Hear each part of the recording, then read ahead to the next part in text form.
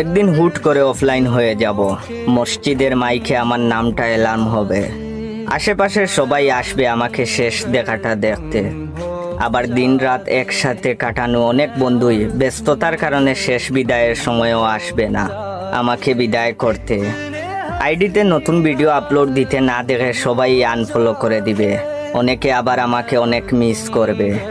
অনেকে ভাববে বাইসাবের কি হলো। কিছুদিন গেলে সেও আমাকে ভুলে যাবে।